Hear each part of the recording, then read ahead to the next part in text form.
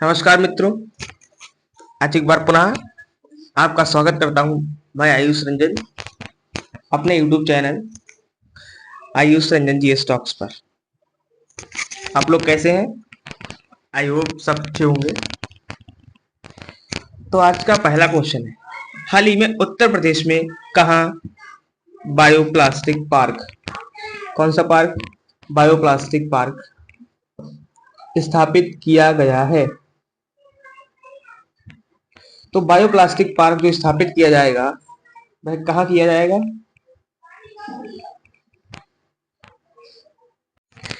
Bioplastic park है लखीमपुर खीरी में स्थापित किया जाएगा। अब लखीमपुर खीरी में कहाँ पे बनाया गया है? तो यह पार्क लखीमपुर खीरी में कुंभी गांव में बनाया गया है। वहीं 1000 हेक्टेयर में बनने वाले पार्क के लिए जमीन जो है तलाश की जा रही है। यूपी सरकार ने, अच्छा ये बताइए आप लोग, ये बनाया क्यों है? ये इसलिए बनाया गया है ताकि प्रदूषण को कम करने के लिए यहाँ पर बायोप्लास्टिक निर्माण जो है शुरू किया जाएगा। इसमें जो खर्चा लगने वाला है स्टार्टिंग से, तो वो 2000 करोड़ रुपए का इसमें खर्चा लगेगा। कुल खर्चा 2000 करोड़ रुपए का। कितने करोड़ का? 2000 करोड़ रुपए से ये स्टार्टिंग करी जाएगी इसकी। और ओटीजी के डाटा के अनुसार अप्रैल 2024 में 1.56 करोड़ सीटों पे एयरलाइंस क्षमता के तीसरे स्थान पर पहुंच गया है घरेलू विमान। ठीक, हम बढ़ते हैं नेक्स्ट क्वेश्चन के साथ।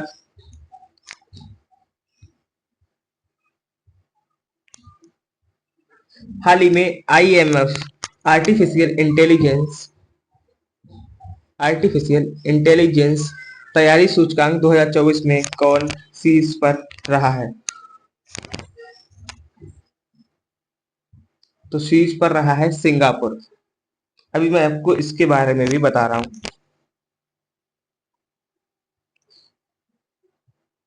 तो आईएमएफ की full form international monetary fund, अंतरराष्ट्रीय मुद्रा कोष।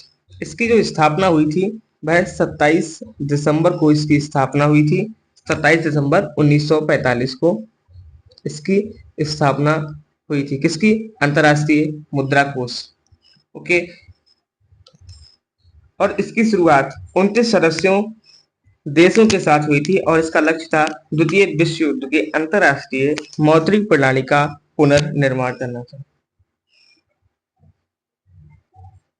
इसका अध्यक्ष कौन था? आईएमएफ के अध्यक्ष कौन है? तो क्रिस्टलानी जीजाबॉर्ग इसके अध्यक्ष हैं। अंतरराष्ट्रीय मुद्रा कोष में कितने सदस्य हैं? तो इसमें 189 सदस्य हैं। और इसके बारे में ज्यादा चर्चा नहीं करते हुए नेक्स्ट क्वेश्चन के साथ हम बढ़ते हैं। हाल ही में कौन दुनिया का सबसे बड़ा घरेलू विमान बाजार बना है? तो घरेलू विमान बाजार, तो दुनिया का सबसे बड़ा घरेलू विमान बाजार जो है वह भारत बन गया है। कितनी सीटों से बना है? तो 80 लाख सीटों के स्थान पर पहले 5वें स्थान पर था, फिर 4थे स्थान पर, अब तीसरे स्थान पर आ गया है भारत। भारत दुनिया का तीसरा सबसे बड़ा घरेलू विमान बाजार बन गया है। 10 साल पहले लगभग भारत 80 लाख सीटों पर था। 80 लाख सीटों के साथ 5वें स्थान पर रहा था और 4थे स्थान पर इंडोनेशिया और तीसरे स्थान पर ब्राजील था। अमेरिका और चीन क्रमशः पहले और दूसरे स्थान पर थे।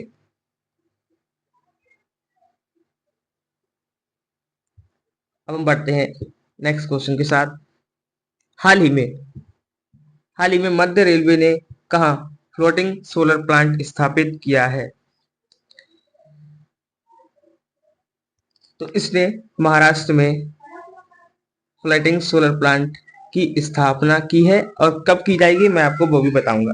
फ्लोटिंग सोलर पावर अपने विद्युत सिद्धांतों में जमीन पर लगे और छत पर लगे सिस्टम की तरह होते हैं। और यह प्लांट जो सबसे बड़ा जो है, भारत का सबसे बड़ा सोलर प्लांट कहां पर लगा है? तो यह प्लांट राजस्थान के जोधपुर के जिले में लगा है। राजस्थान के जोधपुर के जिले में लगा हुआ है। जिले के फलोदी तहसील में, फलोदी तहसील के भाड़ा नामक जगह पर लगा हुआ है। ठीक है, और इसकी क्षमता जो है 2250 मेगावाट है और यह 14,000 एकड़ में लगा हुआ है। तो भारत का जो सबसे बड़ा सोलर प्लांट है वह कहाँ लगा हुआ है? राजस्थान के जोधपुर जिले के फलोदी तहसील के भाड़ा नामक गांव में लगा हुआ है। इसकी क्षमता क्या है? 2250 मेगावाट और यह 14,000 एकड़ के बड़े क्षेत्र में फैला हुआ है।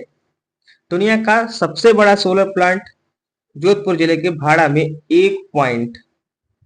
कितने पॉइंट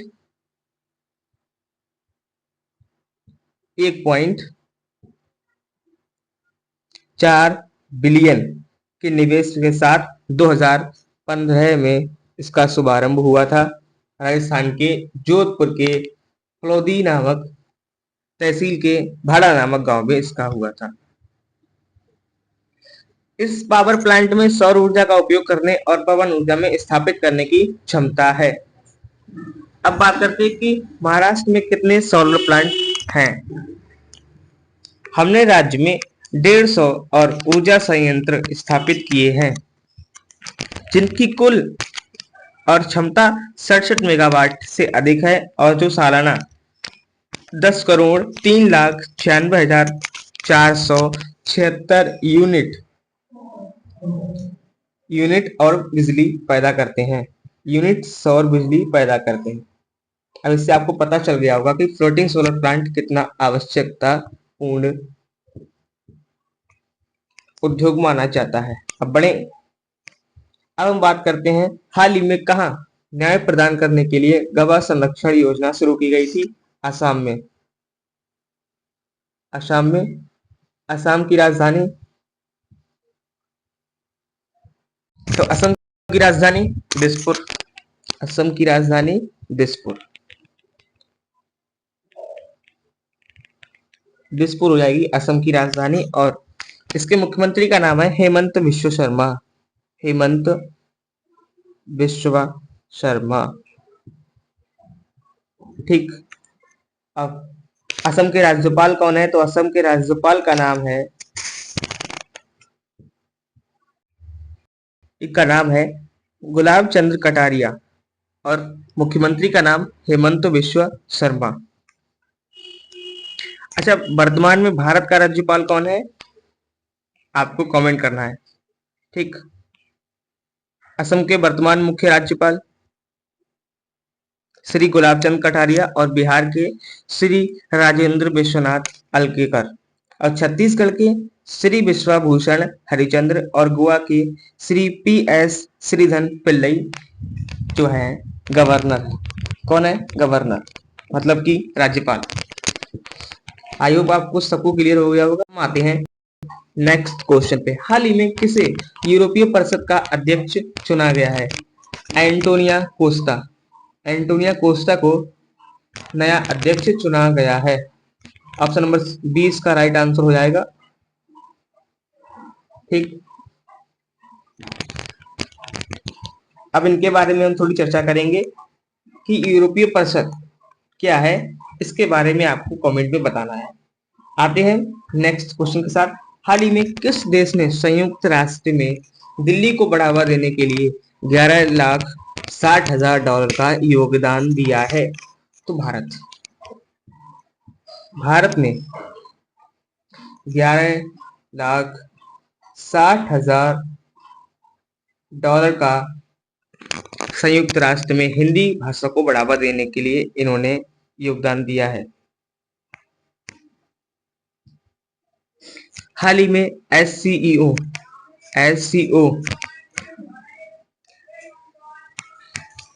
वार्षिक शिखर सम्मेलन आयोजित होगा नई दिल्ली में। कहा? नई दिल्ली में। SCO के वर्तमान अध्यक्ष कौन है?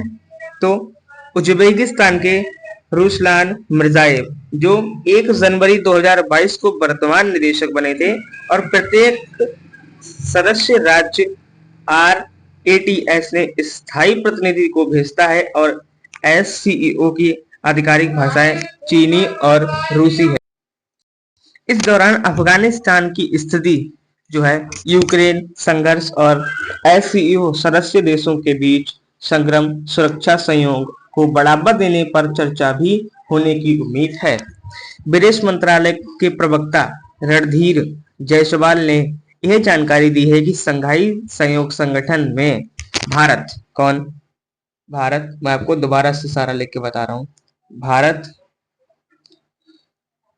चीन, रूस, Pakistan, Kazakhstan, Kyrgyzstan, Tajikistan, Uzbekistan देश शामिल हैं। बी से भारत, सी से चाइना, आर से, आप भी बोलिए साथ साथ, पाकिस्तान, आर से रशिया, पी से पाकिस्तान, के से कजाकिस्तान, के से किर्गिस्तान, टी से ताजिकिस्तान और उज्बेकिस्तान।